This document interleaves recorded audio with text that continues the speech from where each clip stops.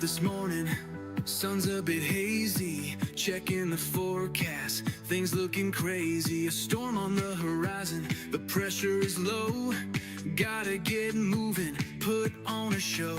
The news is all buzzing, state of alert, but we've got a plan, we're ready to work. Emergency Management Associates, we're here for the crisis, we're here for the fates. From the first sign of trouble to the all clear sign, we're on the front lines, we're one of a kind. Emergency Management Associates, we're the calm in the chaos, we're opening gates, connecting the dots and making the calls, we're picking you up when you're starting to fall.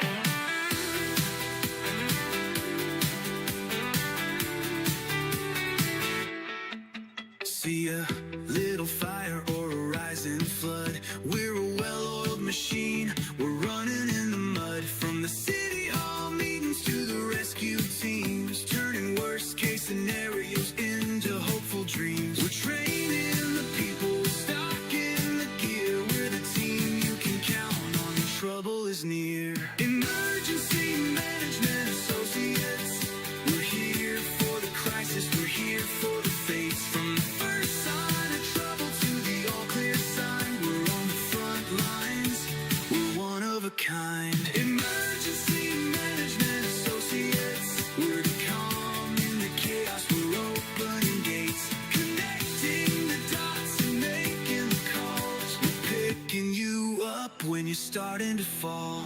It's more than a job, it's a calling, you see, prepared for the present and what's yet to be. Every second counts, we're ready to react for our communities, we're making an impact.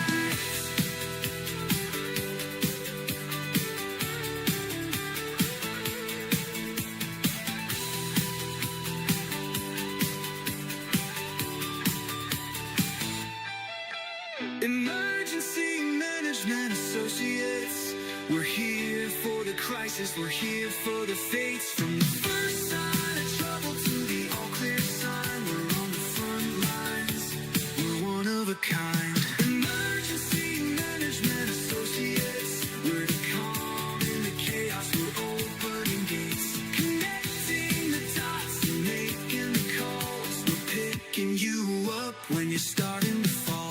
Yeah, we're picking you up, we're ready to go. EMA, let's get this show on the road.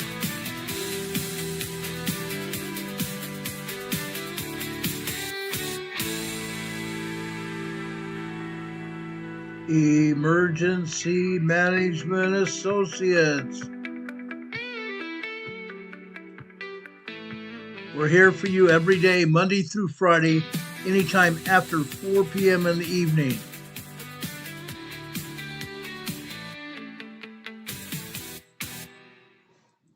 It's a great thing to be here with you, ladies and gentlemen, brothers and sisters, boys and girls. Welcome to our program tonight. We're glad and very happy that we're able to be here with you. It's a pleasure to be here. Now, we've been covering a lot of information all day long, literally, from the time I woke up this morning until now. Things have been hopping, okay? A lot of things have been hopping. Number one, we need to make sure you know about the hurricane that's going down in just south of Jamaica as we speak, but there's something else as well. Before we get started on that hurricane, let's talk about what is going on over in the Leeward Islands, okay? This just barely happened, just a little short while ago. Let me show you this.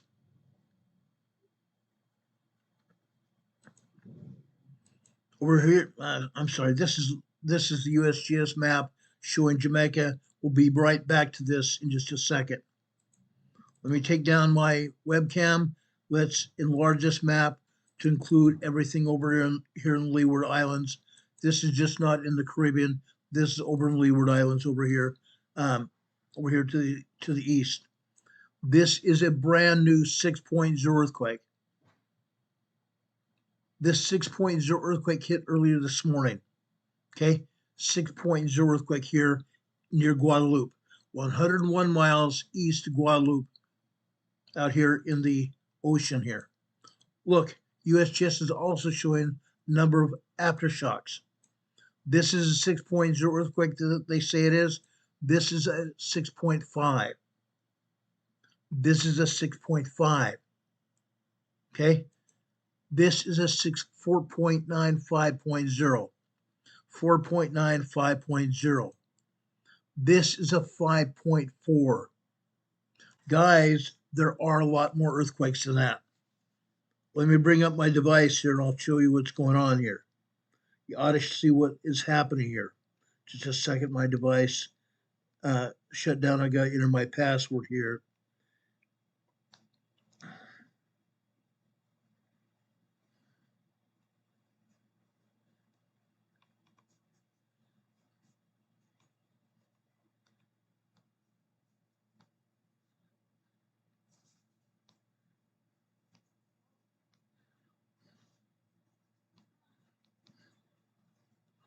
Okay, let me show you exactly what happened here. Bring up my webcam so I can show you. There are actually 30 plus earthquakes out here. 30 plus earthquakes out here. The EMSC is showing at least 20 plus here. There are actually 32 earthquakes out here.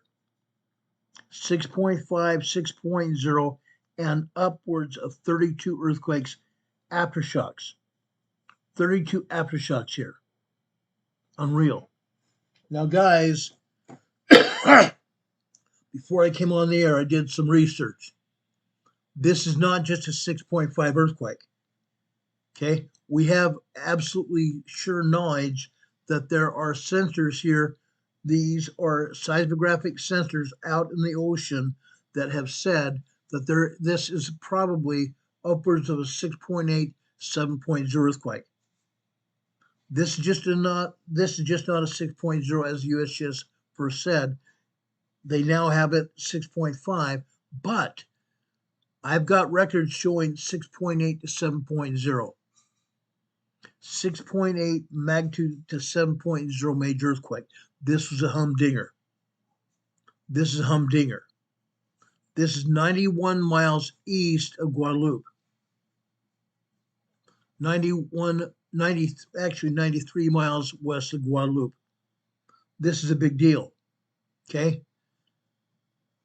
Guys, we've had a very strong, possibly a major earthquake out here east of Guadalupe. Let me zoom out here. I want to show you something. Look where this earthquake came from.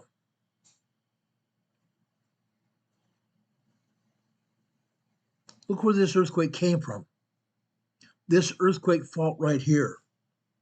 This is the Cayman Ridge. This is the Cayman Ridge earthquake fault. That's where this earthquake came from. The Cayman Ridge originates over here in Guatemala. It goes out here in the Caribbean. Okay, it stretches out of Guatemala, goes out here in the Caribbean, then it takes a northern turn here. It takes a northern turn and then goes up towards the Cayman Islands here. Goes up towards the Cayman Islands. Then it skirts the southern part of the Cayman Islands and also goes north of Jamaica, skirts Cuba out here, continues its eastward journey north and east of Haiti and the Dominican Republic, continues eastbound here, east of the Dominican Republic, and also north of Puerto Rico, out here north of the U.S. and British Virgin Islands, continues eastbound, and then it starts turning south. Then it finally turns again westward once it reaches near Venezuela. Then it goes into northern Venezuela. This is at least a 6.8, 7.0 earthquake. A big deal. This is a huge deal, guys. We can't ignore it.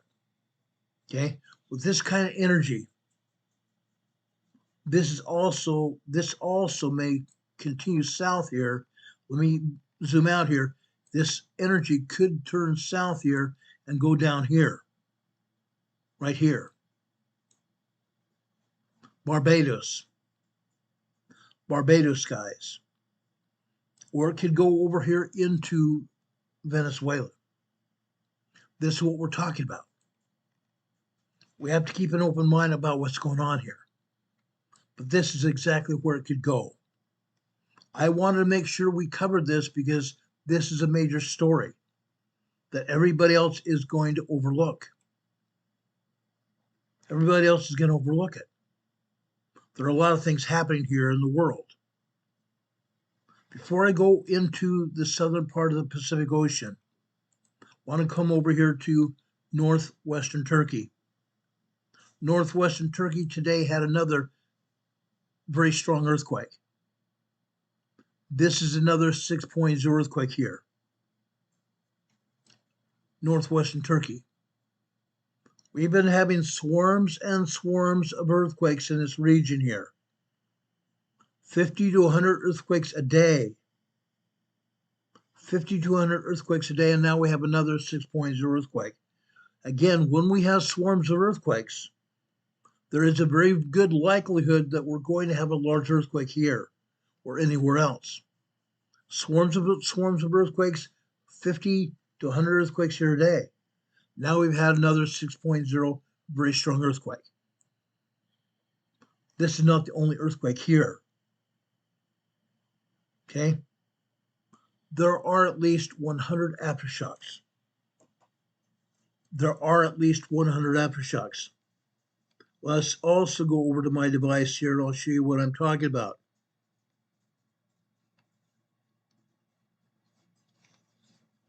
Look at this. Over 100 aftershocks there. Okay? I believe this earthquake was also stronger than what they're saying. Okay? Unreal. It's not going to stop. This energy here is going along the plate. This energy is going along the plate. Let's zoom out here. Okay? Number one. This plate goes over northern Turkey here. See where Ankara is? The plate goes over here. Let me back out here. I'm sorry. I moved the wrong map here. Okay? See where it says Tehran here and Baku? That's Caspian Sea. Then we go over here. Okay? That plate starts over here in the Himalaya Mountains. Then it turns north over here as well. Tajikistan area, Afghanistan, where we had those earthquakes for months and years here. Early this year, we had a 6.1 very strong quake and a decimated Jalalabad. Tore it to pieces. They're still having earthquakes here today. Still having a lot of earthquakes here today. That same fault line cuts through over here to the west, goes over here to the Caspian Sea, around the southern part of the Caspian Sea near Tehran, continues over here to Georgia,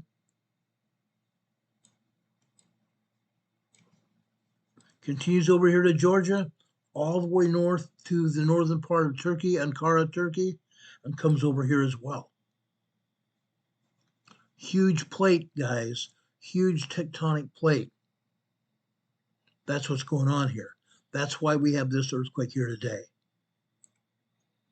But again, USGS is on vacation. They're not going to be even showing you earthquakes. They never do. We never do. In Europe alone, we probably have upwards of 600 earthquakes here today. Europe alone. But they'll never show them. They never do. Okay? Way out here in the Atlantic Ocean here, just outside the Caribbean Sea, we have a ton of earthquakes here. As a result of that 6.8, 7.0 earthquake. Fancy that. Fancy that. 20 plus earthquakes here. USGS shows us 3 aftershocks. Unreal. Unreal. But that's not all, folks. There's more. Let's back out of here as well.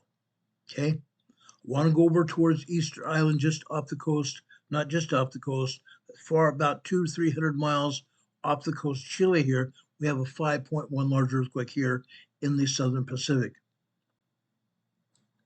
We come over here to Tonga, Fiji area. This is Eastern Fiji, almost Tonga. This is a 4.6 moderate quake here. Guess what? Guess what, folks? This is moderately deep. This earthquake is not going to propagate anything, but it's 359 kilometers deep. Deep earthquakes are in the range of 500 to 650 kilometers deep. This is a moderately deep earthquake, a 4.6 earthquake. We come over here to Papua New Guinea.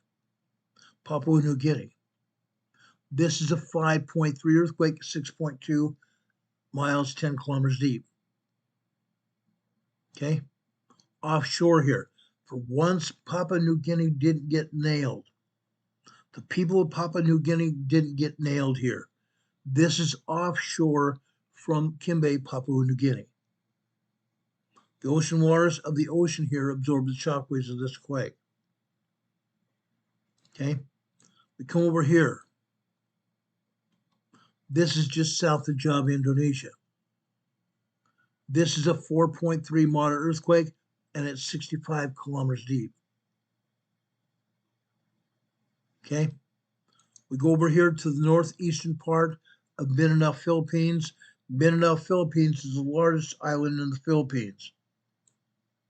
Just offshore from Mindanao here, this is another 4.7 moderate earthquake. This is 33.5 kilometers deep. Okay, the ocean waters here absorb the shockwaves of this quake. Not a big deal. But again, these are only the earthquakes that USPS wants us to see. Offshore from the southeastern part of Russia here, off the Kamchatka Peninsula here, we have 2 more aftershocks here, but they're not showing all of them. We have 6 aftershocks here. Aftershocks of an 8.8, 9.4 earthquake that happened here just over a month ago. The area is still shaking. 4.7 moderate earthquake here. Okay, further south here, 4.4 earthquake here. Now, I'm not going to talk much more about earthquakes around the world, but I want to come over here to the western side of the United States, right here. Right here. This is the southern part of the Cascadia subduction zone. The southern region of the Cascadia subduction zone. Down here at the Triple Junction. The Triple Junction is where the Cascadia subduction zone starts down here, and then it goes north over to Haida Gwaii, British Columbia. The Cascadia subduction zone. For those of you that have been with me, you know what I'm talking about. The Cascadia subduction zone is where, further up here to the north,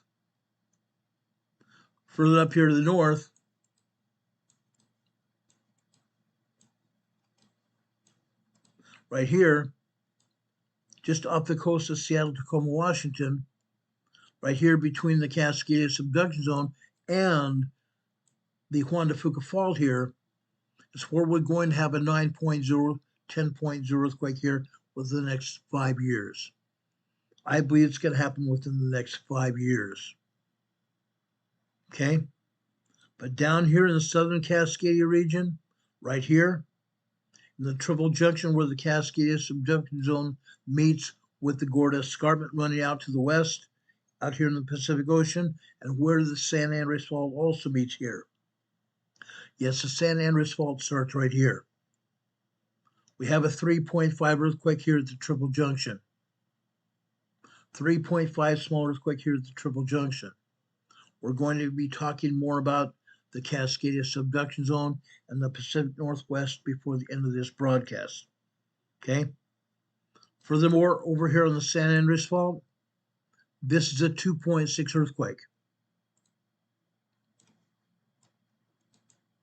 This is a 2.6 earthquake, and I'm sorry, my webcam interfered with this. This is that 3.5 earthquake at the Triple Junction here. Over here to the east on the San Andreas Fault, a 2.6 minor earthquake. And this earthquake is a 2.1 minor earthquake on the San Andreas Fault. Okay. Again, we'll talk about more about the Cascadia subduction zone before the end of this program today. I want to go back out here to Jamaica. We're going to be talking about a big hurricane. The largest hurricane of the year is going to hit Kingston, Jamaica before the end of this night. Big hurricane is going to hit here near Kingston, Jamaica before the end of this night. I've got a lot of information here for you. First, I'm going to go to Fox News Weather, and I will let them explain what's going on here, but it's a big deal. It's huge. This is Fox Weather right here.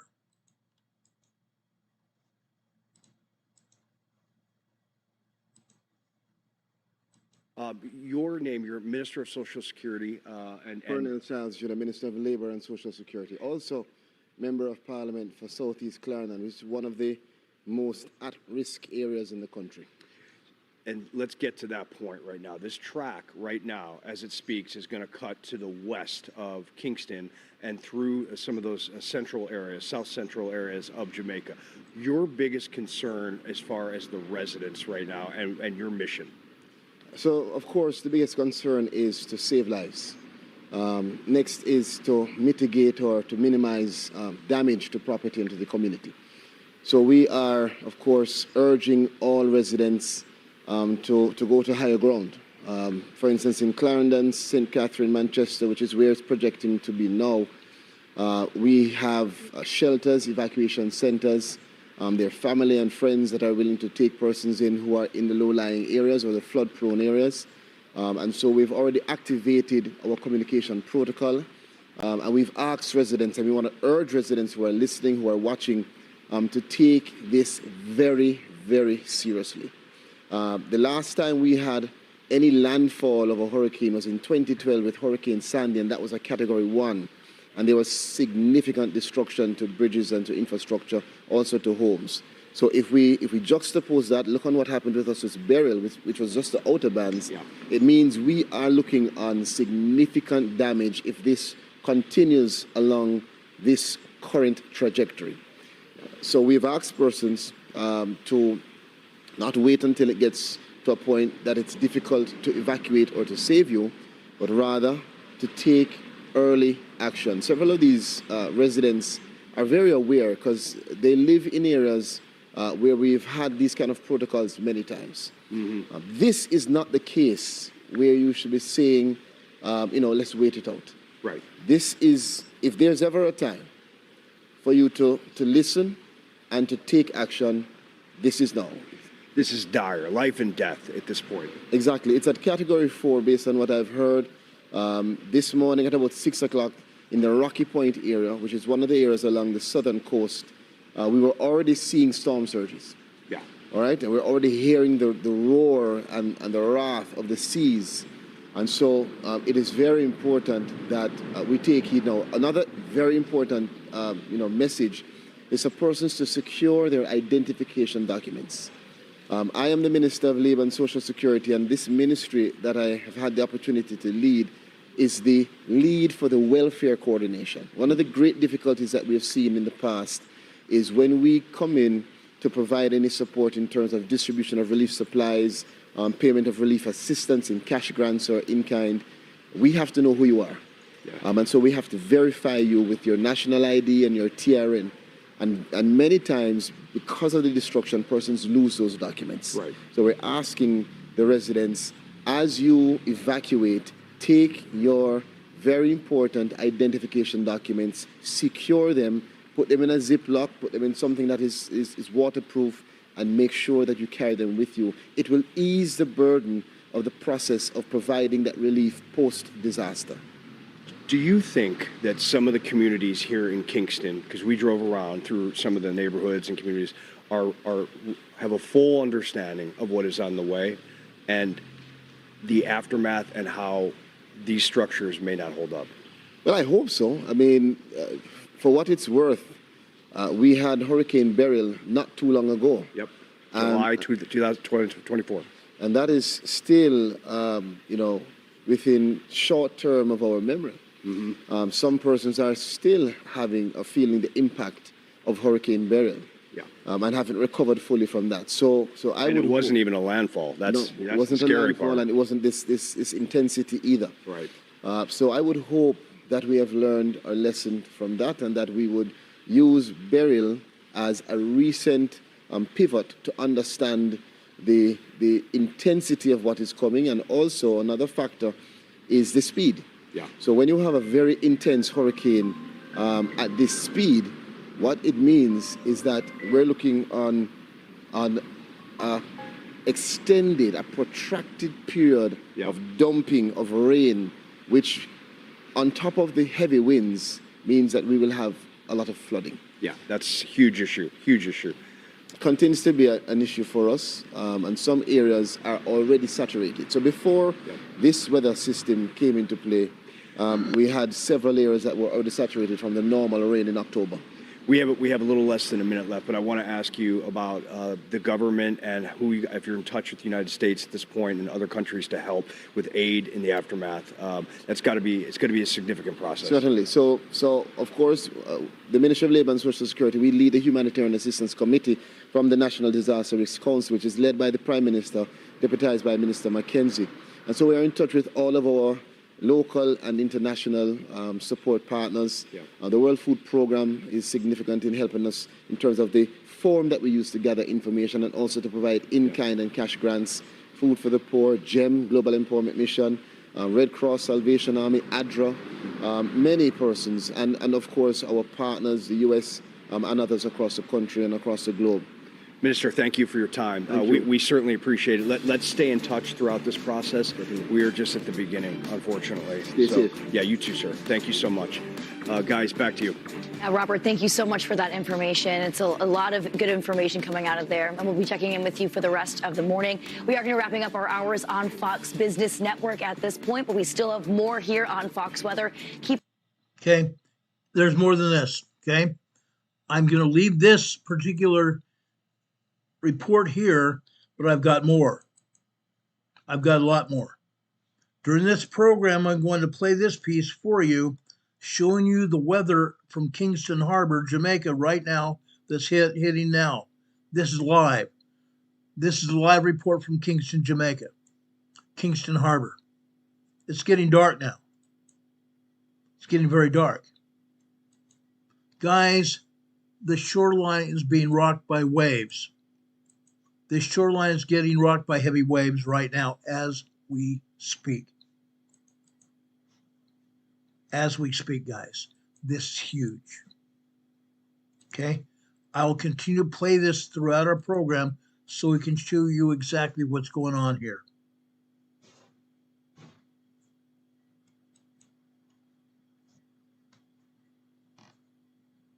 Okay, I'll continue to play this in the corner of our screen here throughout the program so you can see exactly what's going on, but this is still happening as we speak. Okay, this will continue to happen throughout the night, and it's only going to get worse. This is only going to get worse, guys. This is very sad. Okay, let's go on with this program. Okay, now, besides this, okay, I want to tell you what's happening there in Jamaica as we speak. This is the largest hurricane of our season. This is the largest hurricane of the year. Okay? Major deal. Very major deal. I'm going to come back to shelters in just a minute. I want to show you the storm track. Okay, the storm track is just south of Jamaica right now. It's a Category 5 hurricane. Not a Category 4 like it was yesterday. This morning it turned into a Category 5 hurricane. This storm track is going to take it out of Jamaica tonight. And by tomorrow morning, you'll hit Cuba. Definitely going up into Cuba. Going to go up into the Bermuda area and out into the Atlantic Ocean. The greater United States mainland is going to be spared from this hurricane. The greater United States mainland is going to be spared from this hurricane. That's good news for the mainland part of the United States. But these islands here, Jamaica and Cuba, are going to get nailed. To some point in time, also Haiti is going to get nailed by the outer band winds, and also Western Dominican Republic. Bermuda is going to get nailed as well. Bermuda is going to get nailed as well. Okay? Now let's take it even one step further. Okay? That was as of this morning. Okay? Let's go out here. These are the spaghetti models here, guys.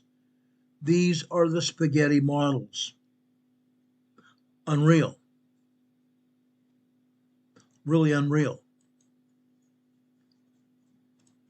And move this further up here. Jamaica's going to get hit tonight. It's going to move up into Cuba, up into Bermuda area. Okay? The area's going to get nailed, guys. But the hurricane, there are no models even coming close to the United States at all. The spaghetti models are keeping it way offshore. But over in Jamaica, this is not good at all. Melissa's located just less than 145 miles southwest of Kingston, Jamaica. It is strengthened this morning into a Category 5 storm, with sustained winds in excess of 165 to 175 miles per hour. The hurricane is moving slowly northwestward and is expected to make a turn to the north, and then is forecast to make landfall in Jamaica late tonight and into Tuesday. There's going to be catastrophic and life-threatening winds, flooding, and storm surge expected on Jamaica tonight and early tomorrow morning. The National Hurricane Center of the National Oceanographic and Atmospheric Administration. The National Hurricane Center has issued a warning advising everyone in Jamaica to do not venture out of your safe shelter. Do not venture out of your safe shelter. Stay in shelter due to the imminent threat of Hurricane Melissa. Hurricane Melissa is expected to bring catastrophic, life-threatening flash flooding. Up to 40 inches of rain are possible in some areas of Jamaica tonight. Upwards of 40 inches of rain are expected to hit Jamaica tonight. There's going to be landslides. The mountainous terrains of Jamaica increases the risk of dangerous landslides. There's going to be extreme storm surge. Storm surge. We've talked about this during other hurricanes. Storm surge, meaning these 165, 175 mile per hour winds are going to throw water off the ocean to the shoreline. The emphasis of storm-driven water onto the shoreline. Extreme flooding. Extreme flooding. Anyone that lives near the shoreline should now head inland, far inland into the mountainous region of Jamaica. Okay? Stay in your storm shelters. Stay there. Don't venture out. There's going to be numerous landslides and destructive winds to the island, especially in the mountainous and coastal areas. Impact on infrastructure. There's going to be widespread damage. Widespread damage here. Long-lasting power outages. There's going to be disruption to water systems, and that's to be expected because of this hurricane. Widespread disruption to water systems. Some communities may be cut off and isolated for days to weeks. Communities are going to be isolated from days to weeks. Immediate danger. Catastrophic winds in the eye wall of the hurricane. Catastrophic winds in the eye wall of the hurricane. This is to be also expected. We've seen this before.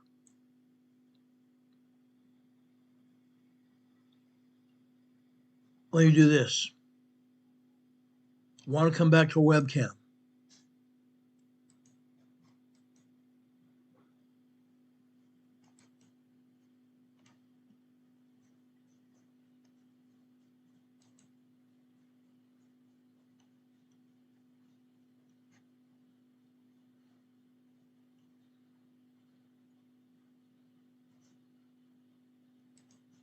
There we go. Here's the webcam. Eye wall of the hurricane, guys. When the hurricane goes ashore, those outer band winds are going to stretch and go even north of Jamaica, up into Cuba. Okay, the outer bands of winds are going to reach there, but the eye of the storm is going to pass over Jamaica probably late tonight, early tomorrow morning. The eye of the storm. The eye of the storm, everything becomes calm, but the outer part of that eye wall. The outer part of that eye wall is what we're talking about here. Okay? Eye wall. This is big time news, guys. This is big time news.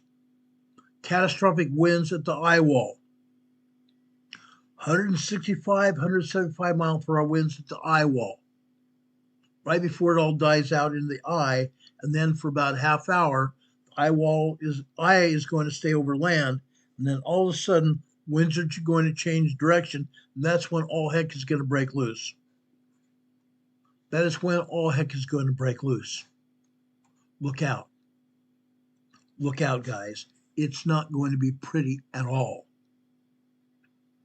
It will not be pretty at all. Everyone needs to know what's happening. Everyone should know what's going on here. I kid you not.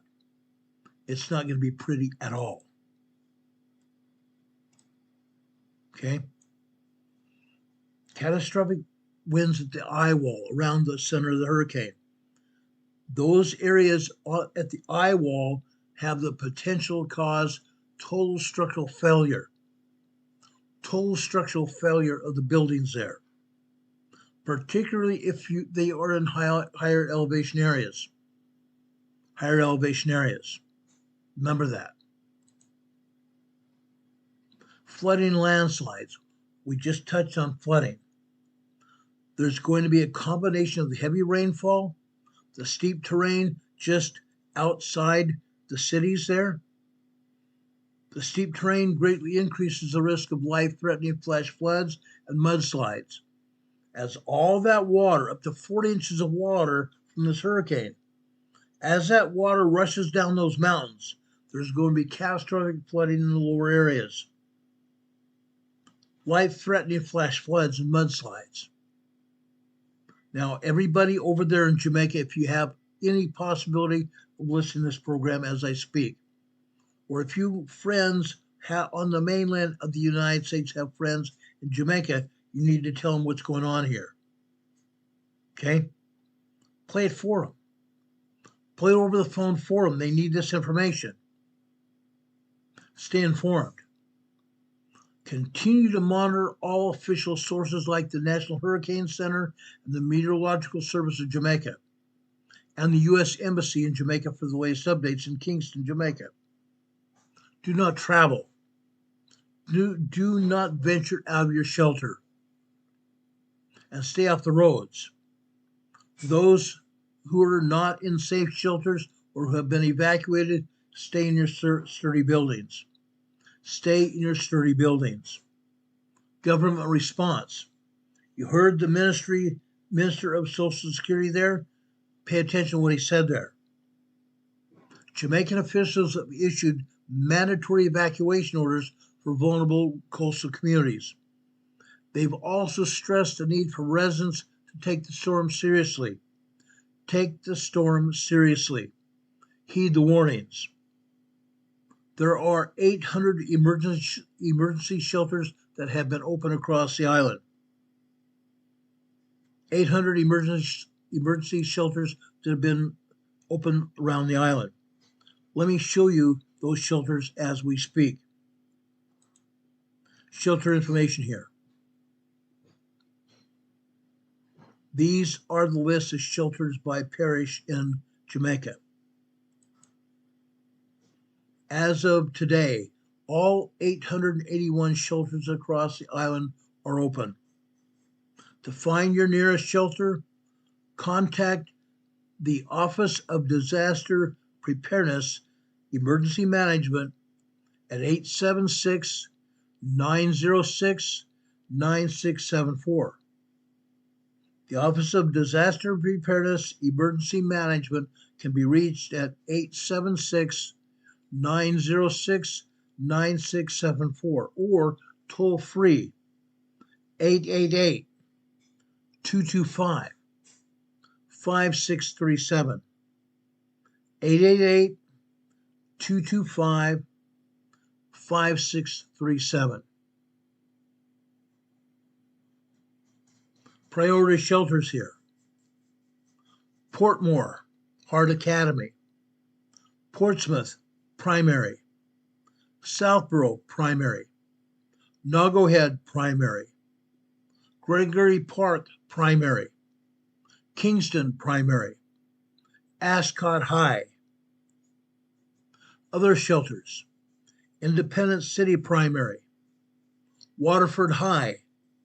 Bridgeport High. Brayton Primary. Waterford Primary. Bridgeport Primary. Ascot Primary. Belmont Park Primary. Cumberland High. Christian Penn Gospel Assembly. Those are the shelters I've been able to come up with. And like I said, there's a total of 881 shelters that are presently available, and all the shelters are open right now. As of this morning, Hurricane Melissa is now the strongest storm on the planet this year, as of 2 p.m. today, just about 3 hours ago. At a press conference yesterday, Desmond McKenzie, Jamaica's Minister of Local Government and Community Development, issued a dire warning for those in low-lying areas. Many of these communities will not survive. Many of these communities will not survive flooding. Do not gamble with Melissa. It's not a safe bet. It's not a safe bet. However, as is often the case,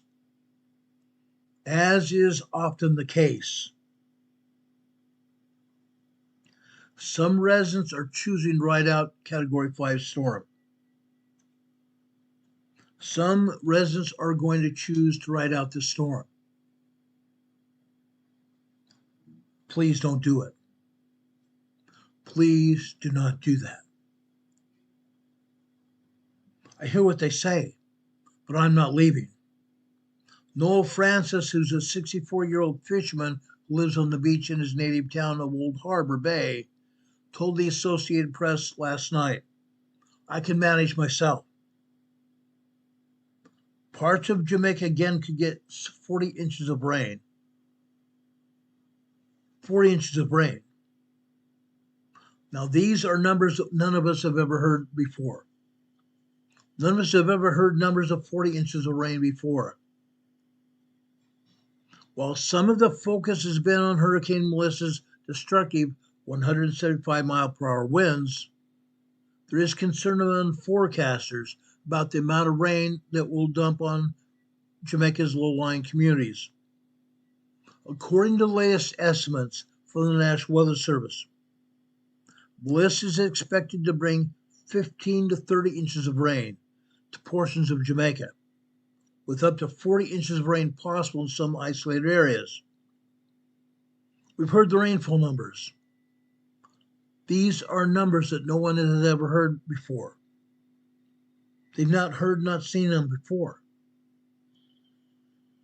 There have been there have been no significant changes in the projected path of this hurricane. None. A slow turn to the northwest and north is expected later today. However, that will be followed by a turn to the northeast, a faster forward speed on Tuesday. That's according to the National Hurricane Center. On the forecast track, the core of Melissa is expected to move over Jamaica tonight and early Tuesday, and then across southeastern Cuba Tuesday night, and across the southeastern part of the Bahamas on Wednesday. Jamaica's international airports have closed ahead of Melissa. Both of Jamaica's international airports have been suspended and have suspended operations because of this hurricane as it's drawn close to the shoreline. According to the Jamaica's Office of Disaster Preparedness and Emergency Management, everyone needs to take cover now. Take cover now. Norman Manley International Airport, NMIA, in Kingston was closed on Saturday. Sangster International Airport, SIA, in Montego Bay, St. James, has been closed yesterday. According to FlightAware, which is a website that tracks airport delays and cancellations, 38 flights into and out of Sangster International Airport were canceled early this morning, while 17 flights into and out of Norman Manley were canceled today. Offshore here, we need to make sure everybody knows it. Yes, there are people in Florida, there are people in Alabama, there are people in Georgia, there are people in Mississippi, and over into Louisiana and Arkansas. There are people all over the United States, including where I live, from Jamaica. I have a friend of mine over in Utah, out of Salt Lake City, my buddy Marvin. He has family in Jamaica as well. Please, guys, please, pay attention to what we're saying here. Please pay attention to what we're saying here. This is disaster. This has disaster written all over it. Please pay attention to what we're saying here. Watch what's going on. We have a link to the National Weather Service, and anything changes, we'll come back on there to tell you about it tonight. But I'm telling you guys, right now, everything's set. The storm has not changed direction since 2 days ago. It's going right into Kingston, Jamaica tonight. And the entire area of the island of Jamaica is going to be inundated with a storm. The outer bands of the hurricane are going to stretch all the way probably over even into Haiti. Yeah, Haiti, further away to the east. The outer bands of the hurricane probably tonight are going to reach Cuba as well, before the hurricane even, the eye wall of the hurricane even reaches Cuba itself. The outer bands of the hurricane are going to go east and north, all the way into the Bahamas before it's all done. Be prepared. That's all I can say right now is be prepared. You need to know this. Again, please pass this information on to everybody you know. Whether you know anybody in Jamaica or you have friends that are here in the United States, tell them what's going on. Pass them over this program. Pass them over this program. They need to hear this information. They need to hear this information. Now, I'm going to give you that emergency number to the Emergency Operations Center in Jamaica so you can make those calls if you need to. Okay? I'm going to give that to you right now. The Office of Disaster Preparedness and Emergency Management is 2 numbers, 876-906-9674, or toll free 888-225-5637. Pay attention to those, guys. Pay attention to those. You're going to need it. I promise you, you're going to need it. Does anybody have any questions about Hurricane Melissa?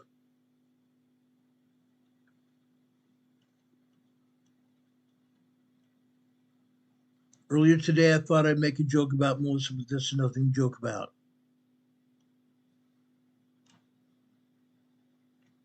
This is nothing to joke about at all.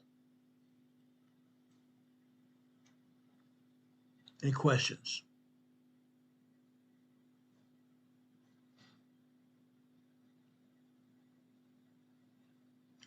Rich Quake here is in Nova Scotia. He's here on our channel tonight.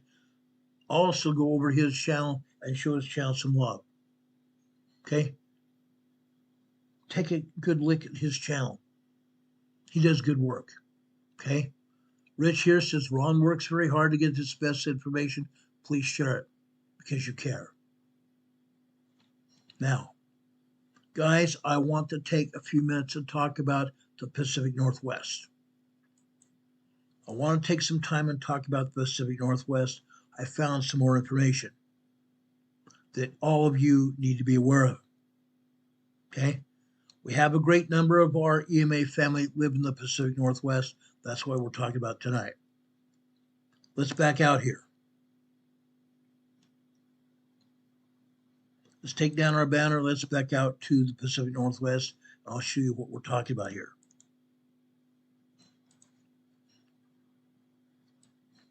Okay. We briefly touched on the Pacific Northwest when we talked about these earthquakes just off the coast of Northern California here. We're talking about the Cascade Subduction Zone.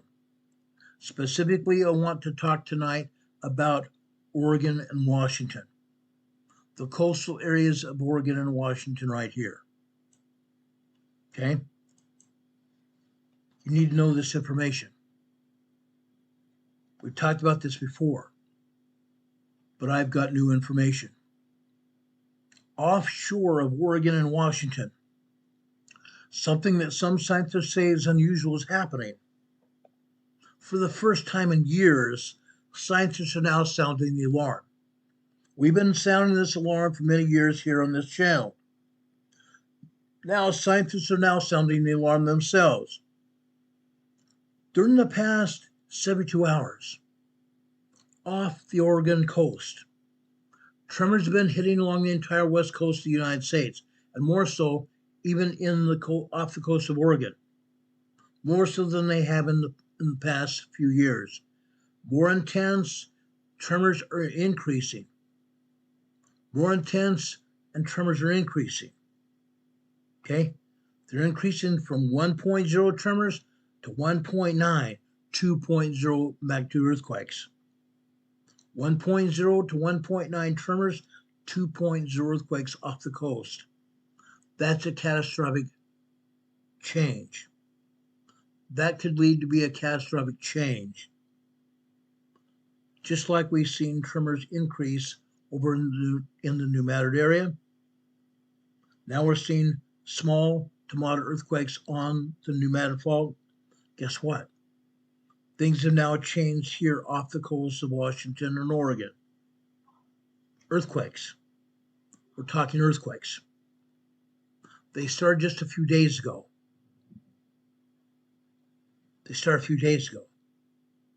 But if you actually look at the data,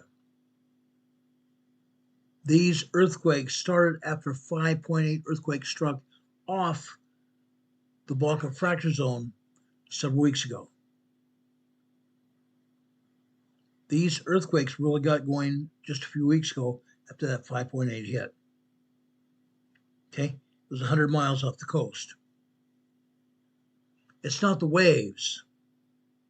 It isn't the wind. California, Oregon, and Washington coastline increased seismic activity. Again, for the first time in years, scientists aren't just watching their warning. They're not just watching their warning.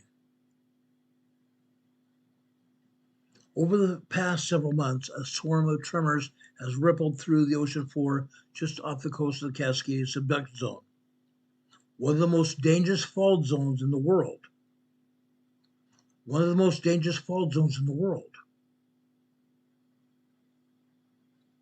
These earthquakes are small, but they're not random. Instruments that are planted on the ocean floor by the USGS, Oregon State University, and NOAA 2 or 3 years ago. Yes, they took a ship off the Oregon coast and placed seismographs on the ocean floor. Guess what? They're still not reporting what is going on directly to us by way of seismographs. We can't access the seismographs that the scientists are saying, but the scientists are now putting out warnings to us. Those same seismographs, there are 55 seismographs placed on the ocean floor, off the coast of Oregon and Washington. Now those seismographs are putting out the information. Now scientists are marching, giving us the warning of what's happening. The quakes seem to be marching northward in sequence, following a sudden corridor stress beneath the sea. A sudden corridor stress beneath the sea on the Cascade subduction zone. At first, it looked like background noise, but then something entirely changed. Satellite radar began detecting subtle uplift along the Oregon shoreline. Sudden uplift. That's interesting, huh? How long have we been talking about volcanic action?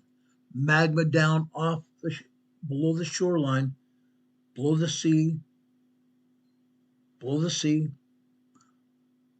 That magma coursing its way eastward to the volcanoes. Now the in-ground satellite radar from the satellites, ground penetrating radar, they're telling us what's happening. There's been a subtle uplift along the Oregon coastline. Nearly 4 centimeters of rise in less than a month from Brookings to Astoria. From Brookings to Astoria, Oregon. That's huge. That's huge. Entire segments of the coastline are tilting. Entire segments of the coastline are tilting upward, bending upward, as if being pushed from below. That's a first sign of a locked fault. That's a first sign of a locked fault, ladies and gentlemen. We've talked about this before. The Cascadia subduction zone and the San Andreas Fault are locked and loaded. Now, scientists are now saying the locked fault is releasing tension or preparing to blow. Releasing tension and preparing to go. The USGS has quietly elevated Oregon's seismic risk level to red, a rare designation reserved for imminent or ongoing geological instability. Beneath the Pacific Ocean, sensors have detected slow slip events, tremors, tectonic plate movements, too gradual to shake cities, too gradual to even feel. But with that slippage is building up to a major catastrophe. That slippage is powerful enough to transfer pressure toward the shallower fault zones, run directly into the seafloor. These events have preceded catastrophic earthquakes in Japan, Chile, and Indonesia. Oregon's pattern matches theirs almost perfectly. What is happening off Oregon's coast right now could be the opening act for something far larger. Far larger, guys. We've been talking about this for, 6 years now? 6 years. What we're talking about is a geological chain reaction that may reshape the entire Pacific Northwest forever. What if? What if the land we're standing on has already started to move? What if the land everyone is standing on? All our friends in Seattle.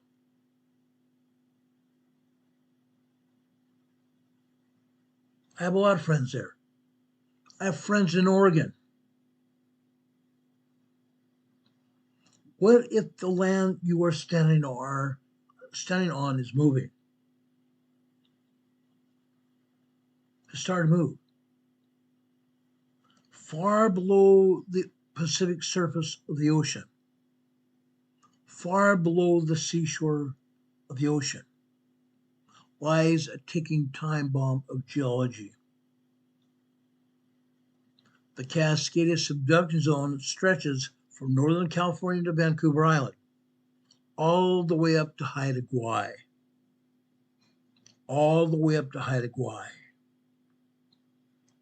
As we have said before, this marks the collision between the Juan de Fuca plate and the North American plate and the Cascadia subduction zone. These tectonic plates, these giant titans grinding against each other, literally grinding against each other in their silence. Yeah. For centuries, the plates have been locked. The plates themselves have been locked together by what? What's been locking them together? Sand, dirt, biological material. Keeping those plates locked together with friction. Now we have solar flares launching plasma radiation out to the earth. We have electronic radiological waves from planetary alignments, electromagnetic waves from planetary alignments, also heating up the plates. It's no small wonder that these plates are moving now in a big way. For centuries, the plates have been locked and loaded, building unimaginable stress. That is just another way of warning. These plates have been building unimaginable stress here, which is just, again, another warning that we've been previously discussing here on this program. When that lock finally snaps, possibly even the next time we have a solar flare that launches plasma radiation out to the Earth, that plasma radiation comes to the Earth, goes through the atmosphere, heating up the atmosphere. When that plasma radiation hits the Earth itself, the surface, it heats up the plates, heats up the fault lines. When that happens, all that sand and grit, all that dirt, all that rock, all that biological material turns into a greasy, oily substance, which allows those plates to more freely move like this, which allows the faults to more freely move like this, causing an earthquake. The lock finally snaps. The result here in the Pacific Northwest is a megathrust earthquake. A catastrophic 9.0, 10.0 megathrust earthquake. This kind of earthquake can last 5, 10 minutes or longer. The kind of earthquake that could last 5 to 10 minutes or longer. Shaking the coastlines. Shaking people and buildings to their knees. None of this is theory. It's history. The last time Cascadia broke free was January 1700. It unleashed a megathrust 9.0, 10.0 earthquake that sent a wall of water racing across the Pacific to Japan.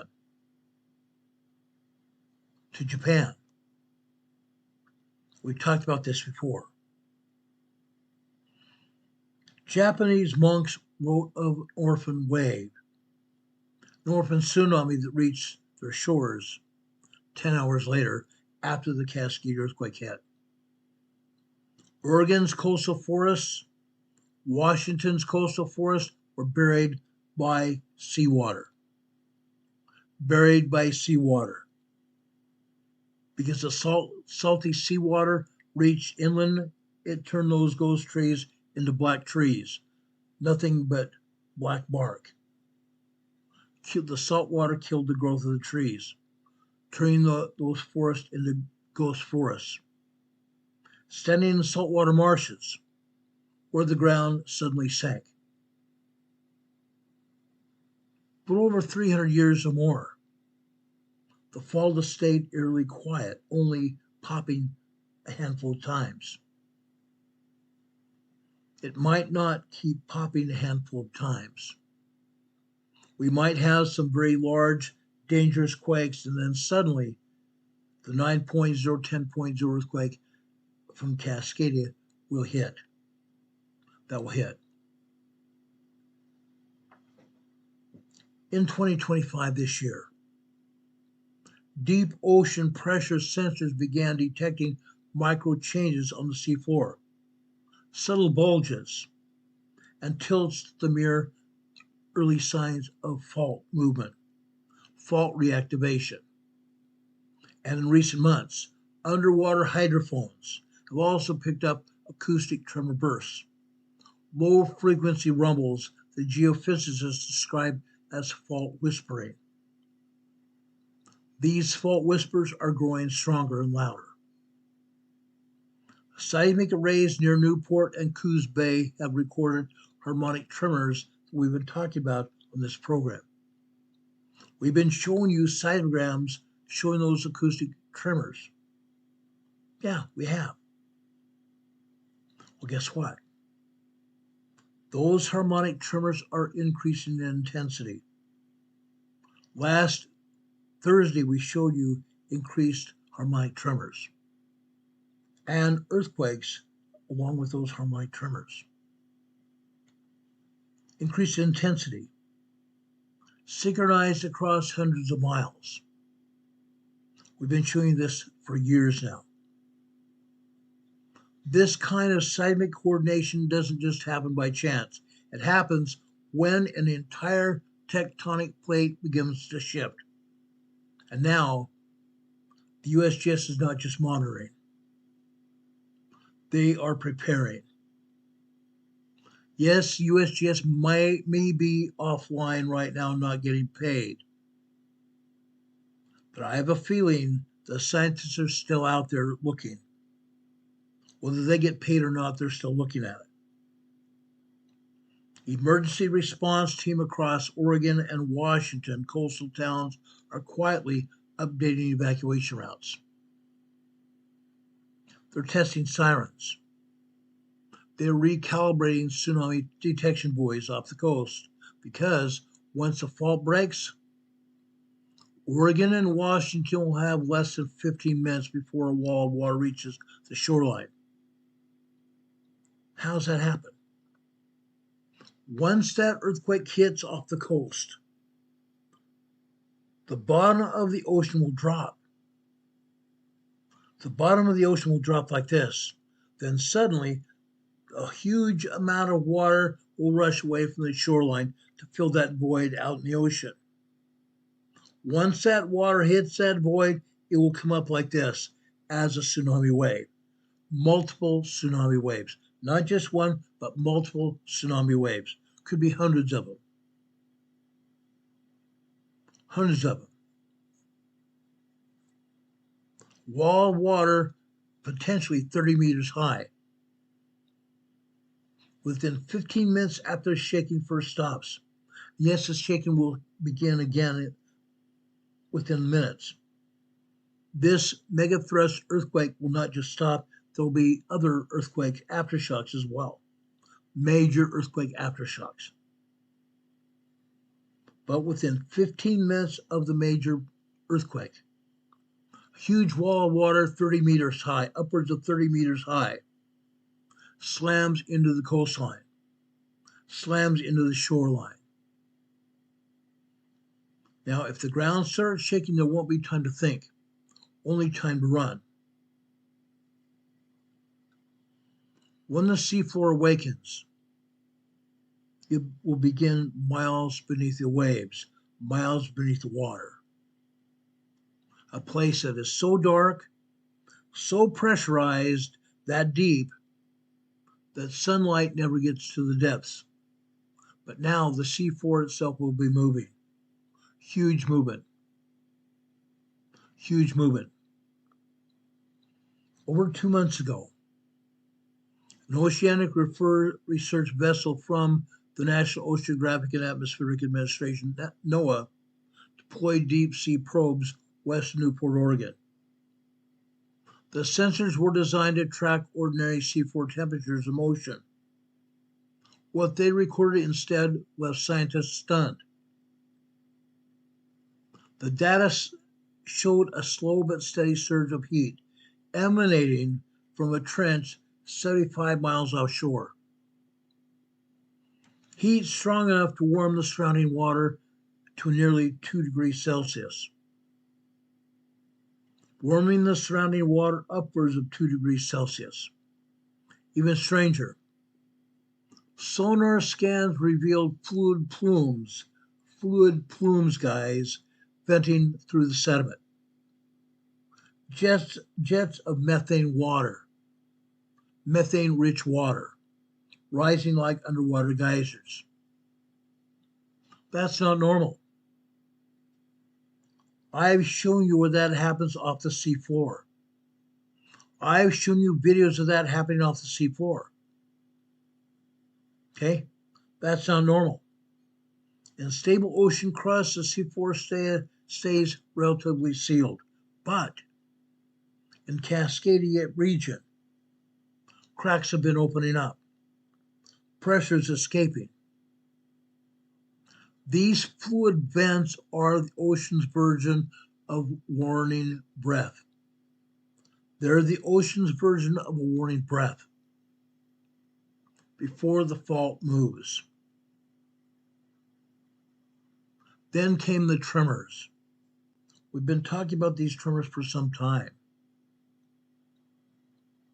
Over 1,200 small quakes offshore of Oregon and Washington in the last 6 weeks. Over 1,200 tremors offshore of Washington and Oregon in the past 6 weeks. Most of those are too small for even humans to feel. Yes, I told you that we've been having minor earthquakes as well, upwards of 2.0, maybe larger. Not just tremors anymore. But these quakes are perfectly aligned along the subduction interface, where one plate dives deep under the other like this, or one plate dives deep under the other like this. The Juan de Fuca plate, the Cascadia subduction zone, and the Pacific plate are subducting underneath the North American plate like this, deep diving under the other. To geologists, that's the definition of a pre-slip sequence, a silent rearranging of rock, signaling that the plates are unlocking. Signaling that the plates are unlocking, guys. And that's when satellites begin to pick it up. Deep penetrating underground radar. Satellites have been picking up even stranger things. Radar interferometer images from NASA have shown faint vertical displacement. Vertical displacement, guys, across the continental shelf. Vertical displacement. Again, what did I just say? It's going to happen when the Cascadia earthquake hits. A great big huge void is going to happen. Part of the ocean floor is going to drop. It's going to go down. Vertical displacement across the continental shelf. A gentle bulging that extends for more than 300 meters. The ocean floor isn't stable anymore. It's flexing like a living thing. Scientists believe it's the same process that triggered Japan's 2011 Tohoku earthquake, 9.1. That earthquake killed nearly 20,000 people. They're the same kind of C4 bulge happened there for years until it finally snapped in seconds, literally. Now, what's happening off the ocean shoreline of Oregon and Washington, the readings are beginning to match those from the deadly pattern over in Japan, almost exactly. If the bulge breaks off of Washington and Oregon, the entire Pacific Northwest coastline could lurch upward, and seconds later collapse downward, unleashing a powerful tsunami wave enough to erase entire towns from the map. The seafloor isn't just shifting, it's preparing. The coast is rising, guys. Why is the coast rising? Because, again, one of the plates, whether it's a Juan de Fuca, whether it's the Cascade subduction zone, or the Pacific plate, they're subducting. They're subducting, forcing the coastline to rise like this. Forcing the coastline to rise like this. From the beaches of Brooklyn to the headlands of Astoria, up north to Seattle.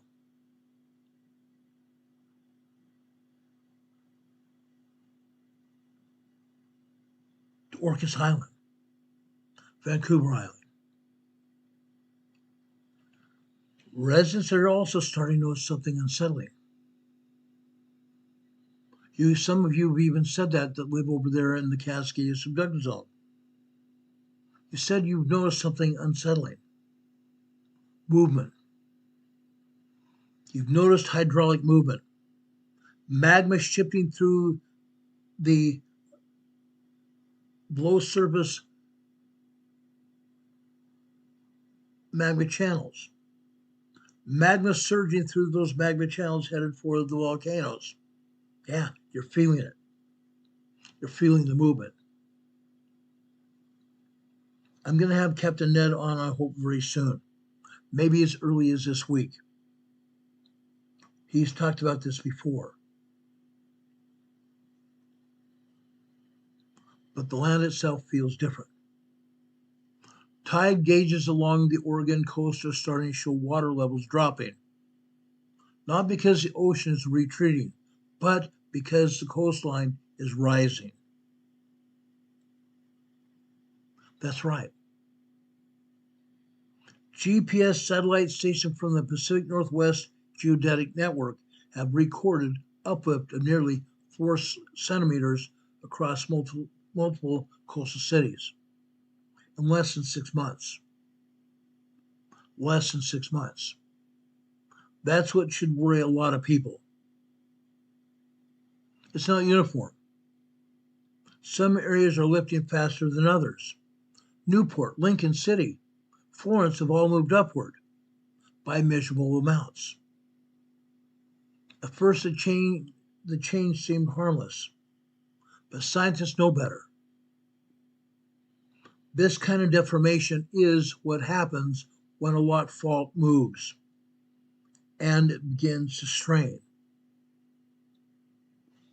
The oceanic plate, in this case, the Juan de Fuca plate, is pushing underneath the North American plate like this. But the upper plate is not sliding. It's bending. The North American plate is not sliding, it's bending upwards. That bending is storing the energy. That storing energy is going to cause a massive earthquake itself. And when it finally releases, look out. The results will be catastrophic.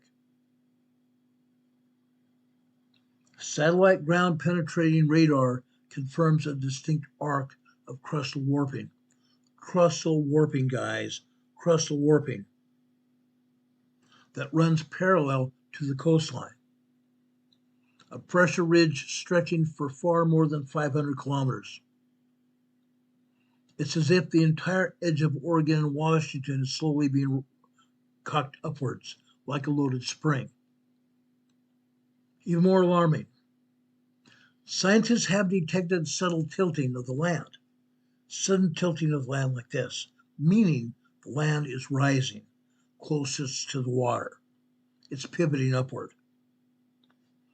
While the interior sinks like this, a precursor often observed before a megathrust earthquake happens. Residents have noticed small signs, tilted docks, misaligned seawalls. That's the point I'm talking about. When residents and others start seeing misaligned seawalls and cracks in the coastal highways. Yes, we've had a lot of people talk about cracks in the coastal highways. But beneath those tiny details, the tectonic clock is ticking. The USGS alert status now includes language never used for Oregon and Washington before. There is a severe likelihood of large-scale rupture. Severe likelihood of large-scale rupture occurring within that locked interface segment. Within that large, long, 531 kilometer long locked interface sequence, that segment. That's just not bureaucratic jargon, guys. That is a coded warning to emergency management. Everyone needs to prepare for a full plate rupture again. We've been talking about full plate ruptures a lot, haven't we? Ever since we had that full plate rupture at Kamchatka Peninsula. That's the same kind of plate, tectonic plate, full plate rupture we're going to have when the Cascade earthquake hits. Full plate rupture. If the coast is already rising, what happens when it falls? What happens when it falls? Remember we talked about ghost forests? Ghost forests, when the Cascadia, the Juan de Fuca, and the Pacific Plate rocket downward like this, raising the coastline like this, what happens when it falls? It falls. It falls into salt water. We talked about ghost events before. Huge stands of trees go underneath seawater killing the roots, and then the trees die. We have ghost forests now to prove it. History has already written the story once before, but it's not going to end. It's going to happen again. The end of this story does not end well. In January 1700, the same Cascadia subduction zone tore open. Again, it was at least a 9.0, 10.0 magnitude earthquake, major earthquake. Entire coastal forests sank beneath the sea.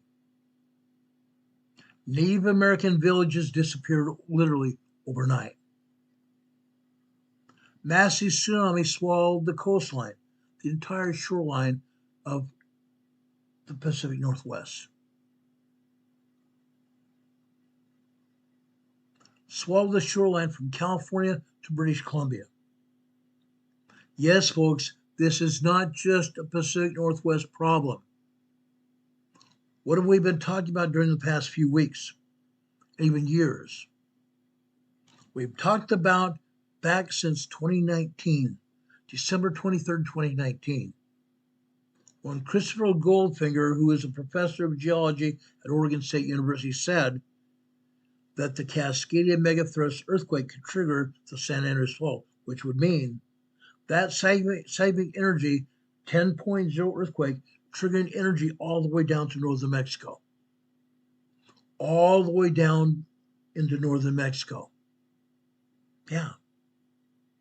Now, recently he said that energy could happen on the San Andreas Fault, triggering the Cascade as well. How about that? The San Andreas Fault to the south, triggering the Cascadia earthquake to the north. Yeah. Because the San Andreas Fault is connected in Northern California, off the Northern California shoreline. Yeah, it's going to happen. It's a matter of time. What happens in 1700, that event was so immense,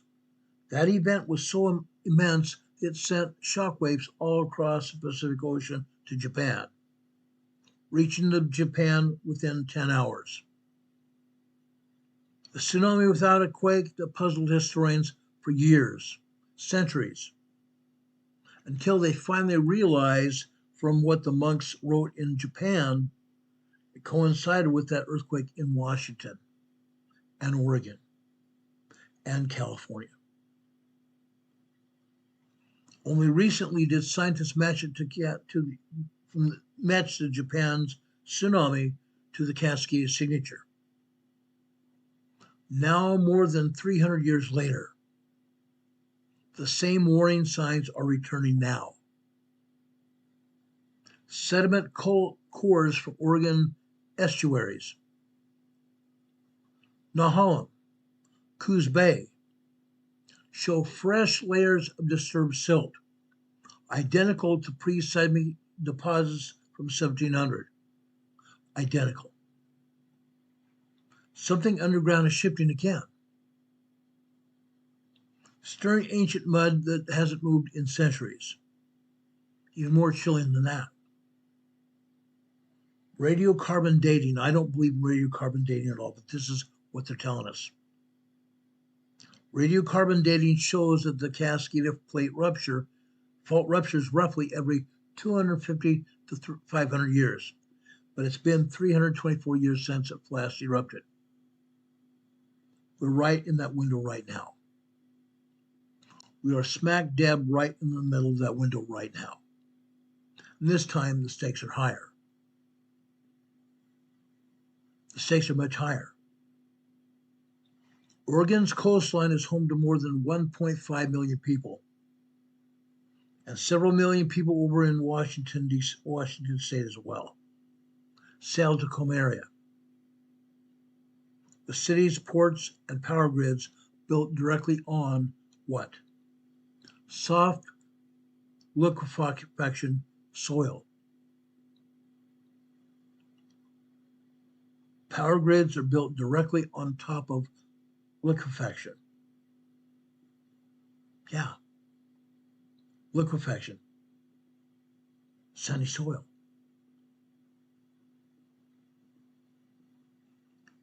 If the fault released tonight, downtown Portland, Eugene, Salem, Ocean Shores,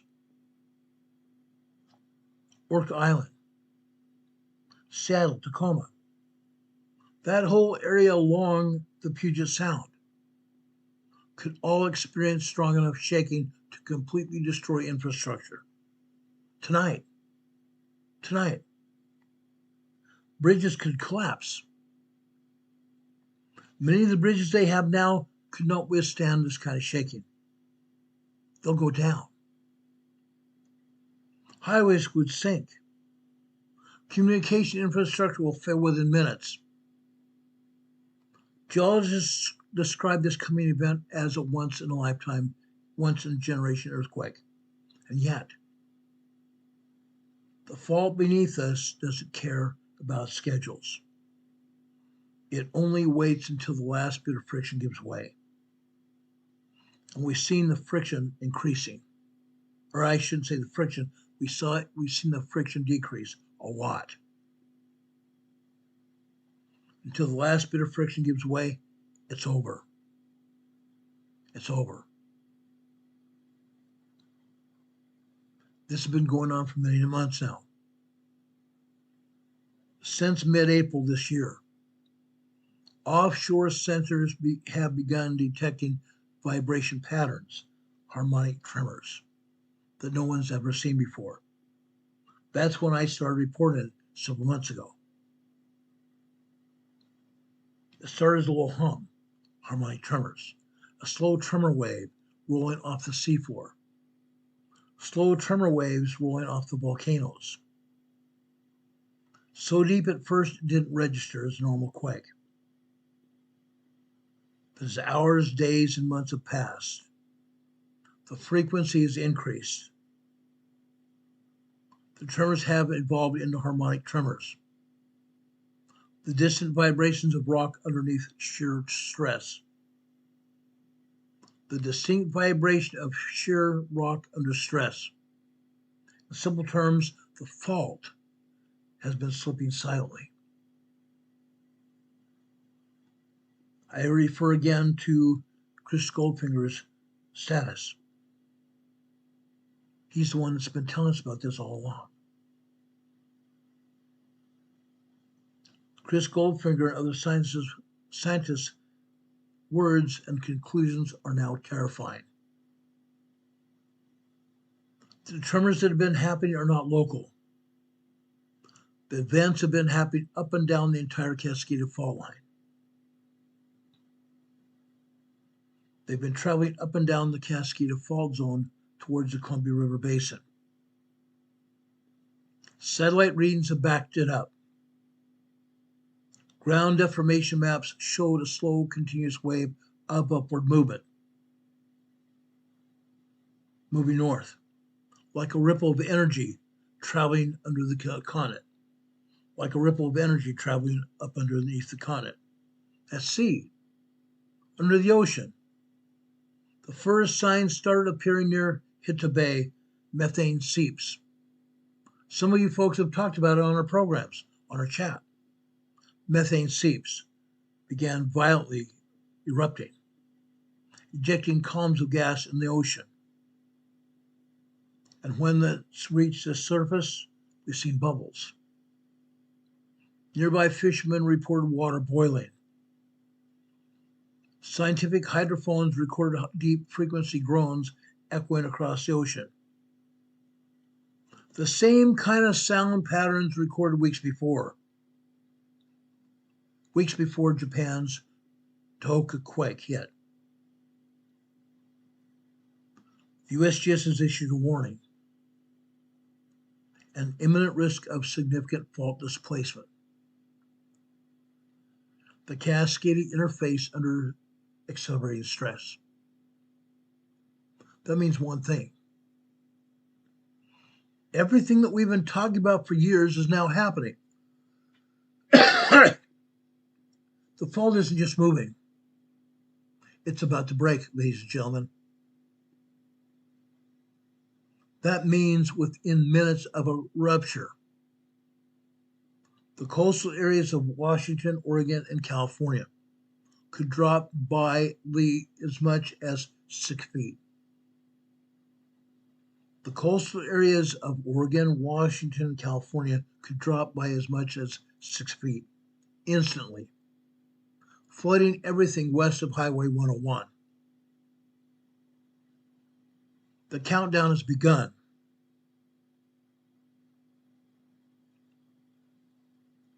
Those of you that have been sending me pictures of the Oregon-Washington coast, I love it.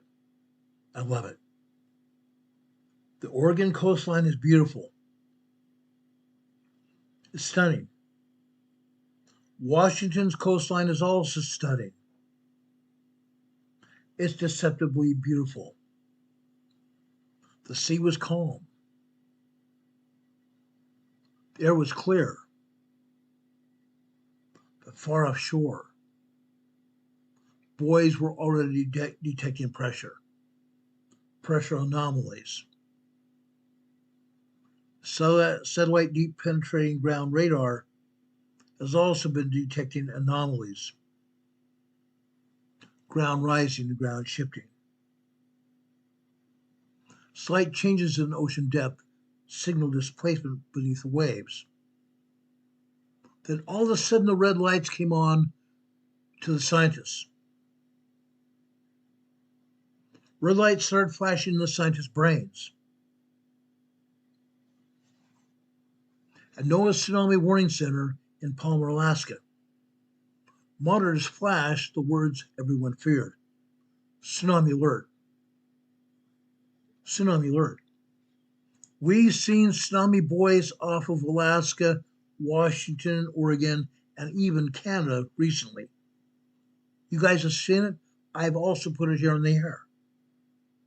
The rupture here has already begun. Rupture's already begun.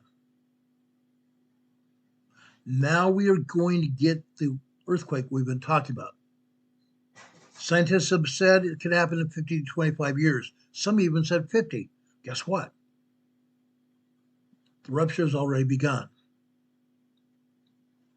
60 miles west of Coos Bay. 60 miles west of Coos Bay. 60 miles west of Portland. 60 to 100 miles off of Seattle-Tacoma area. The rupture's ripping northward like a zipper, literally tearing open the ocean floor. Within seconds, a fault line 700 miles long has begun to move, slip in a chain reaction. Energy equivalent to 20,000 Hiroshima bombs tore through the crust. The ocean heaved upward. Satellites record the wave forming in real time. Mountain of water racing towards the shoreline at 500 miles per hour along the coast.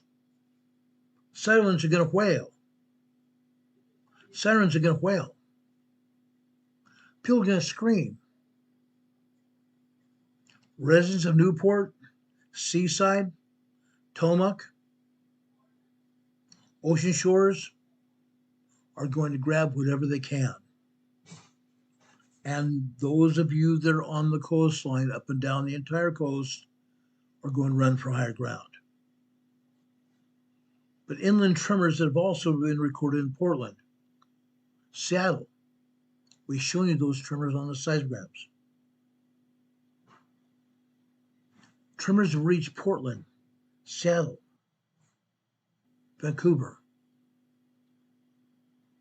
Bridges have swayed slightly. Power grids have flickered. Some of you have even told me about it on chats. Your power grids are flickering. And glass is shattered across the downtown areas. Some shorelines, I've been told, have already started receding, pulling back in the ocean. Some have already started. What happens when we have that 9.0, 10.0 quake? Shorelines are going to become huge. Within 15 or 20 minutes after the earthquake hits, shorelines are going to be devoid of water. But 20 minutes later, look out. Look out what happens. Anybody on the shoreline is not going to see it coming until it's too late. Within moments, literally, walls of water are going to rush across the shoreline, engulfing beaches, homes, harbors. We've talked about this. Developers have bought up all kinds of land along the coastline, have been building condominiums, post offices, and police stations up and down the coastline. Right along the coastline. Those same homes, businesses, and police stations are going to be inundated with the first, second, third, and hundreds more waves of water after the earthquake hits. Beaches, homes, harbors, businesses, all inundated. The first wave could be 30 feet high or 30 meters high. The second possibly even higher. You folks are going to see this red alert the USGS has put out. Reality. Oregon and Washington's coastline will be gone. But even as the water receded, the ground kept shaking. The Cascade earthquake and 9.0 quake, it's not going to stop shaking. It might stop shaking for a minute or so, That's going to shake again and again and again. Aftershocks. Aftershocks. Some being as high as 9, 10 magnitude, others being as high as 8.5, 8.8, 8.0, 8.9, 9.0 again. Aftershocks. Aftershocks. Secondary ruptures further north. Vancouver, Haida Gwaii. Total Cascadia fault zone rupture. Fault zones linked together. San Andreas to the south, Haida Gwaii fault at Haida Gwaii, just west of Haida Gwaii, going to be linked to the Cascadia.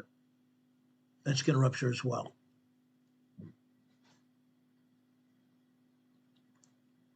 It's going to be actually a Pacific Northwest reckoning. The Cascadia subduction zone is awakening. The Cascadia subduction zone is awakening, guys. But this time, it might not rest for another 300-400 years. What happens when the coastline disappears? Chaos. Earthquake sirens roar. Earthquakes rumble up and down the coastline from Mexico north to Vancouver and Alaska. Yeah. Total chaos. Buildings falling down. Houses and buildings disintegrating. 20 to 30 minutes, tsunami waves coming in. Tsunami sirens wailing across Lincoln City, Ocean Shores, Astoria, Seattle, Tacoma, Okra Island, Friday Harbor, all over Vancouver Island, Vancouver City, Haida Gwaii, Anchorage, Alaska, Cannon Beach, Newport.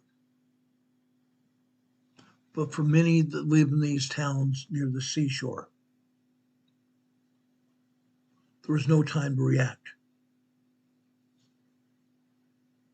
The shaking itself tears apart your city right before your eyes. Roadways completely destroyed.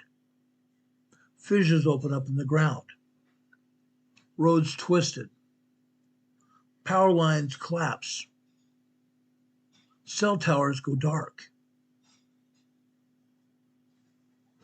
And seaside and ocean shores, security cameras captured what few would ever forget.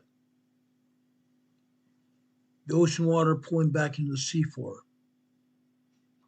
and the seafloor itself laying exposed. Dotted with stranded fish and other debris.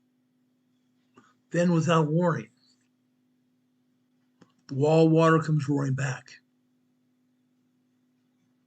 Wall of water higher than any building. Thunders into the land, going miles inland, literally miles inland.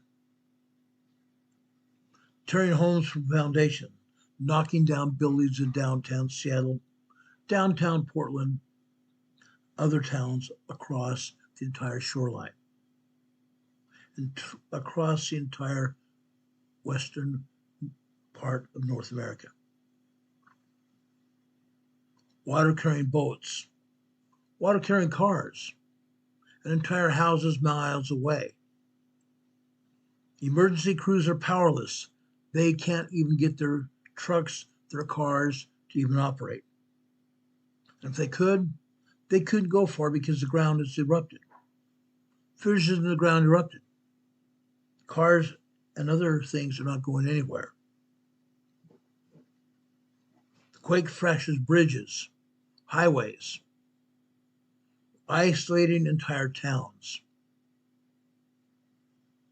If King 5 helicopter gets up in the air, the helicopter footage from the Oregon National Guard, King News, is going to show entire neighborhoods completely replaced by shimmering island lakes. Shimmering island lakes. Yeah, where towns used to exist. Within hours, Portland's Willamette River began surging backward. City docks collapsed under pressure. Along the Columbia River, cargo ships broke free, gliding like toys in the current. Scientists watching satellite feeds realized what's happened. The coastline dropped nearly 2 meters. Oregon literally sunk. Washington coastline sunk. When the shaking finally stops, 5 minutes later, 15 minutes later, sensors throughout the area streamed with aftershocks. A tsunami wave catches Washington, Oregon, Vancouver, Haida Gwaii, all of Alaska, all of California, Petrolia, San Francisco, Santa Barbara, Los Angeles, Oceanside, Carlsbad, Encinitas, San Diego, destroyed. Destroyed. Within 12 hours later, waves reach Hawaii and Japan, eerily reminiscent of an event from the year 1700. And as the water recedes, the devastation becomes clear. The entire west coast of North America has been rewritten. The line where the land met the sea, gone. Beaches began to form bays. Forests become wetlands. The maps have completely changed. But beneath the destruction, something deeper, something very deep, is going, still terrifying scientists and geologists are looking at it. The tremors didn't stop. The tremors were spreading inland. When the Cascadia megathrust earthquake hits, there are going to be hundreds, if not thousands, of aftershocks. Some aftershocks as big as the main shock. Others just as large as any others that have ever hit the earth. Communities and towns completely destroyed.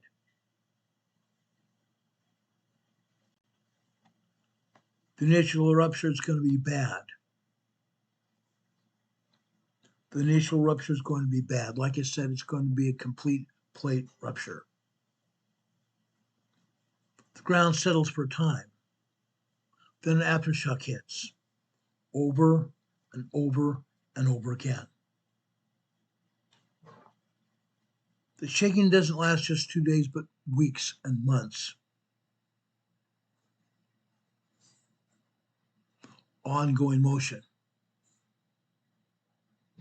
After the Cascadia earthquake hits, the ground is not going to be stable for a very long time.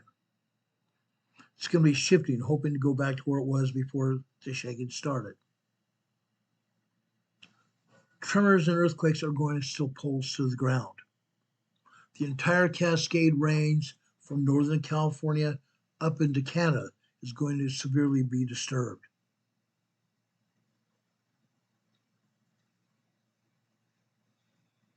Mount Hood, Bachelor, Sisters, Clear Lake, Lassen, Shasta, Glacier Peak, St. Helens, Rainier. All these volcanoes are also going to be going through a process themselves. If scientists can even read the gas readings or see their detectors on the mountains, they're probably going to find the instruments are also detecting new gas emissions at the volcanoes, rising heat at multiple volcanoes. As we said before, when the Cascadia earthquake hit, there was a mariner out to sea that thought that he saw either Glacier Peak or Mount Rainier erupting. Yeah, it's going to happen. Scientists are now fearing the worst. The Cascadia earthquake rupture may be a triggered chain reaction event, across the entire Pacific Northwest, extending all the way down to the Mexican border. Satellite imagery is already revealing new cracks cutting through Oregon's interior, Washington's interior, all the way up through Canada. Yeah, all the way up through Canada, and all the way down into California. New cracks. The new cracks are forming parallel to the coastline. Interesting. This is a classic indicator Mr. of Hawley. aftershocks. Aye. This is a classic indicator of earthquakes happening, and more earthquake shocks going to happen. Is anybody ready, guys? Is anybody even ready? Why am I talking about it? Because I want to put out the warning voice right now. Seismologists know what's happening. Seismologists know what's happening.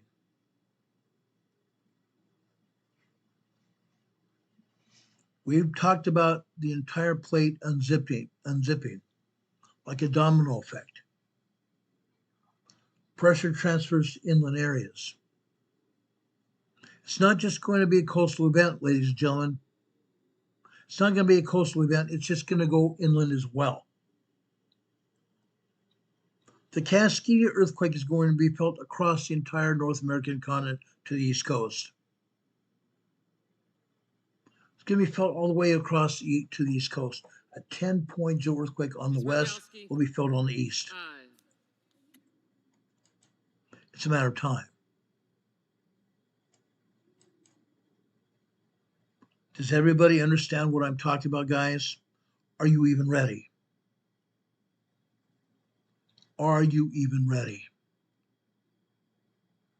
I'm asking you now. What are you willing to do to be ready? We've done a lot of talking about this. I've shown you the data. I've shown you the data almost every week since I came on the air. What are you willing to do?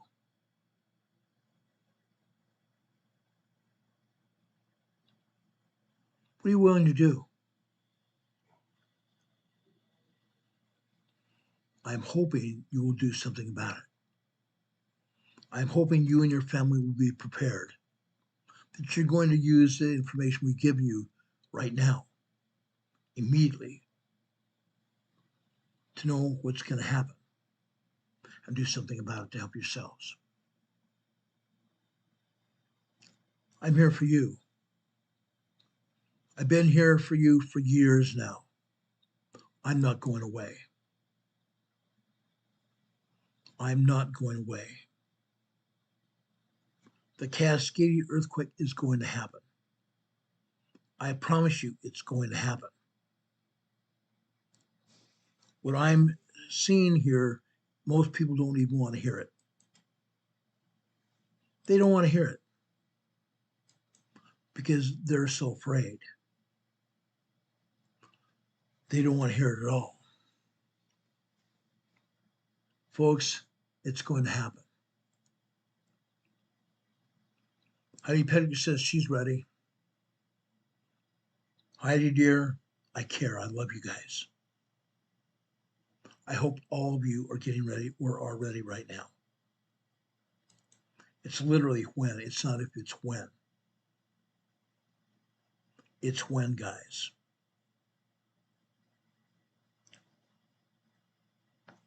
I prayed for you. I continue praying for you now. That's not going to stop. This is not going to stop. Guys, you need to get prepared, and you need to get prepared now. On Friday, we talked about emergency preparedness on this channel. Hardly anybody was there. Hardly anybody was there. Maybe 250 people at most. Even afterwards, even today, I checked it today, guys. Hardly anybody saw our program. It's still there. It's on YouTube. It's on YouTube, guys. Anybody can access the information. My question is this: will you do it?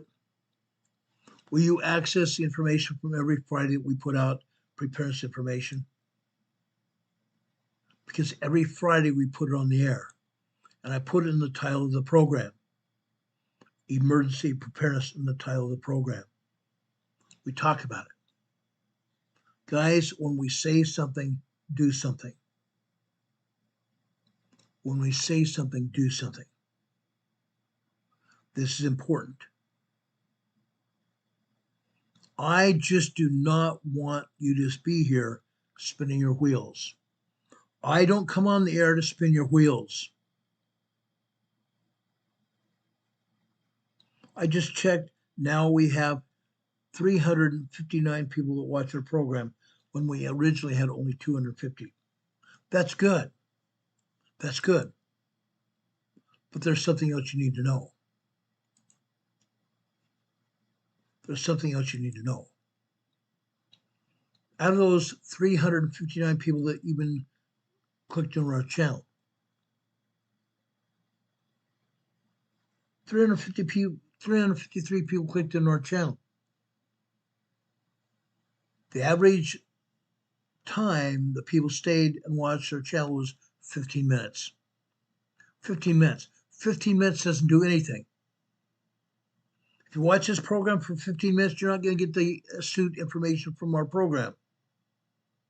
You're going to breeze through and say, oh, I don't need to see this. Goodbye. You're not going to know what we talk about. I'm putting out the warning voice now. I'm putting out the warning voice right now.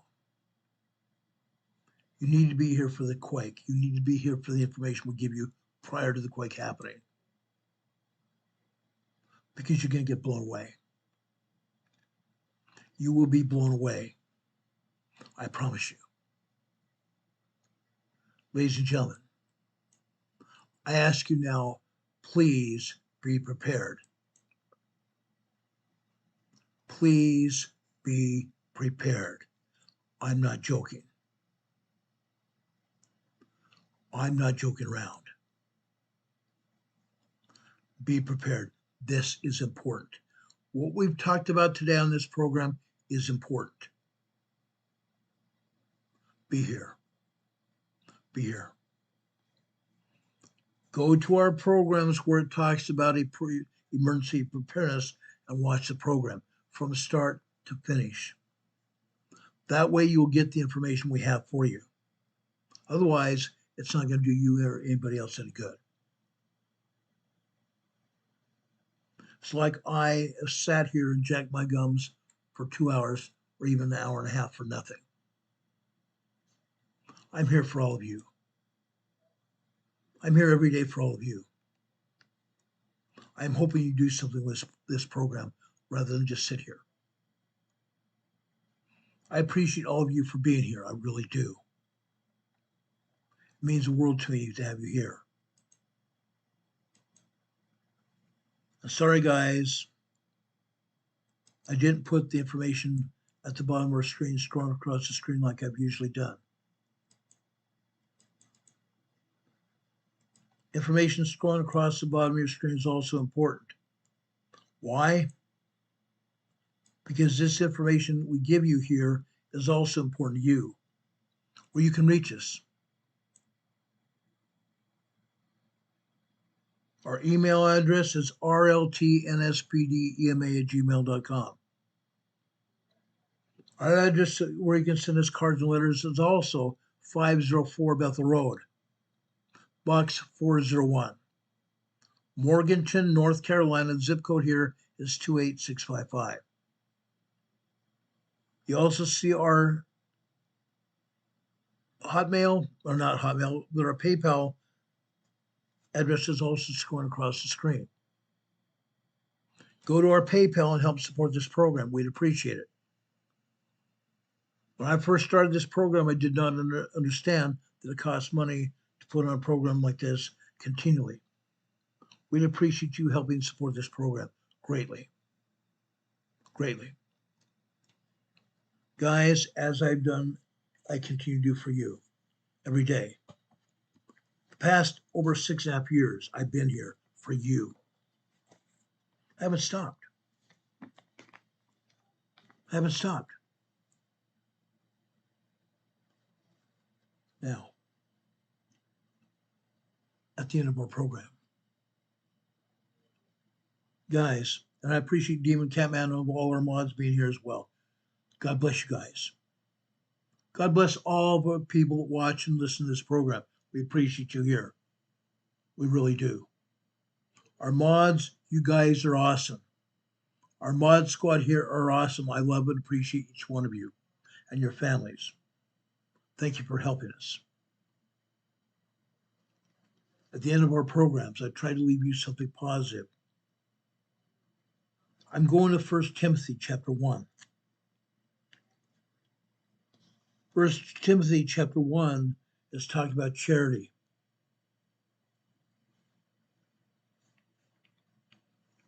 Jesus Christ gave us commandments, didn't he? Charity and love is one of those commandments. Charity and love are just one of the commandments that he's given us.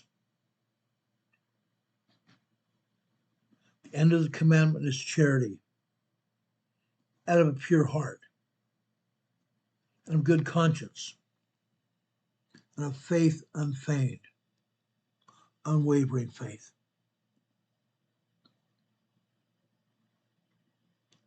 I've been here for you. I teach the gospel of Jesus Christ for a reason, because I believe I'm trying to help you. Trying to help meet you with me in the kingdom of heaven when everything goes down. I want to be there with you as well. I want to pat you on the back and tell you how much I loved and appreciate you here on this earth. I want to be in heaven with you. But unless we obey the commandments, we follow Jesus Christ, we can't do that. In Paul's epistle to Timothy here, verse 8, 9, and 10, and 11, and 12, and 13, 14, 16, talks about what? Laws. But we know that the law is good, if a man use it lawfully. Knowing this, that the law is not made for a righteous man, but for the lawless and disobedient, for the ungodly and for sinners, for unholy and profane, for murderers of fathers and mothers, for manslayers. It goes on and on. According to the glorious gospel of the blessed God, which was committed to my trust, Paul's talking here, and now it's committed to my trust because I'm spreading the gospel of Jesus Christ. And I thank Christ Jesus, our Lord, who hath enabled me, and that he counted me faithful, putting me into the ministry. Again, I love you. Let's pay attention to the law ourselves. That way we set the example for everyone else. Let's follow the law. Let's do what the Lord has asked us to do. Do it reverently, do it with love, do it with kindness, do it with charity and love unfeigned. Have faith in the Lord Jesus Christ. I leave you my testimony that I know the Lord lives. He hears and answers our prayers. I know that. May God bless you. May God be with each and every one of you that are here with us tonight. Have a good night, everybody. Please remember us to help support this channel. God be with you until we meet again. We'll see you on the other side. God bless everybody. Take care. See you soon. Good night.